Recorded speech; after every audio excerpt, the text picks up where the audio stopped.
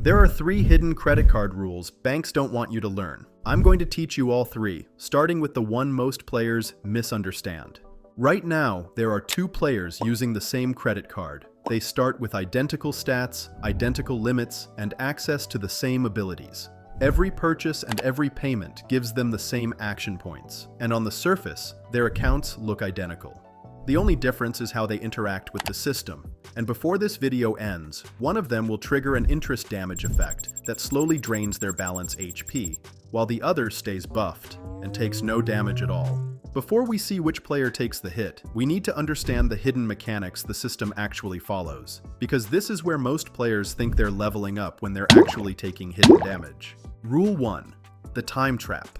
Rule number 1 is that paying on time is not the ultimate victory. Most players assume that as long as they hit the due date, they're safe, but in reality, it only prevents immediate damage. Missing a payment triggers instant debuffs, but paying on time doesn't level up your stats or improve your system score. It simply keeps you from failing the quest. When the due date passes, the system doesn't react at all. No stats is gained, no progress, and no buffs are applied. While everything looks stable on the surface, the system continues tracking hidden mechanics in the background, including utilization behavior and timing patterns. These unseen stats determine whether you're actually progressing in the game or quietly losing resources. The system doesn't evaluate you through missed payments alone. That's just one fail condition. It also tracks other stats at separate checkpoints, and one of the most important stats is utilization. Rule number 2. Credit utilization. Rule number 2 is about credit utilization, often called the 30% rule, and this is where the system starts actively updating your stats. Most players treat utilization as a constant limit, assuming that staying under 30% all month guarantees safety. But the system does not track your balance continuously. Instead, it records a single snapshot at a specific checkpoint, capturing your balance and recalculating your risk stat in that moment. Everything outside that checkpoint is ignored. Rule number 3. The quiet date. Rule number 3 is about 2 different dates that are not the same. One date is loud, the other is silent. The due date is the loud one. You see it. You get reminders. It tells you when to pay. But the system is actually watching a different date, the statement date. Think of the statement date like a snapshot. On that day, the system takes a picture of your balance and locks it in. That frozen number is what gets recorded, scored, and used to judge your account. Your risk level, interest calculations, and overall profile health are all based on that moment. Anything you do after that point doesn't change the picture. Payments, adjustments, or corrections made later won't affect how the system already scored you.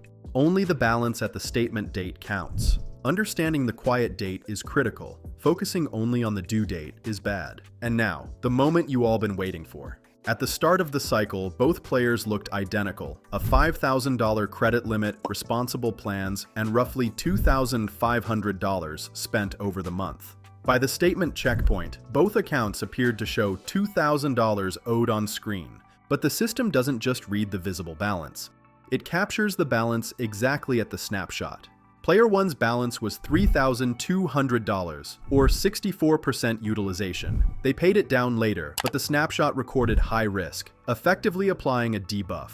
Player 2's balance was $1,400, or 28% utilization. Their snapshot showed low risk, even though total spending was similar. Same card, same limit, similar behavior, different snapshot. Because of that snapshot, the system applied interest damage to Player 1. At 22% APR, roughly 1.8% monthly, $36 was added to their $2,000 balance. That extra $36 compounds in future cycles. Month 1, $2,036. Month 3, approximately $2,110. Month 6, approximately $2,230. Meanwhile, Player 2 takes no damage. Their balance stays flat or decreases, and their risk stat remains low. Visually, the accounts look identical, but the system treats them very differently. One flagged as risky, slowly draining resources each cycle, the other stable and buffed. This is the power of the statement snapshot, and why understanding the hidden rules matters more than following visible alerts. Thanks for watching the video. If you enjoyed leveling up your financial skills in this style, Subscribe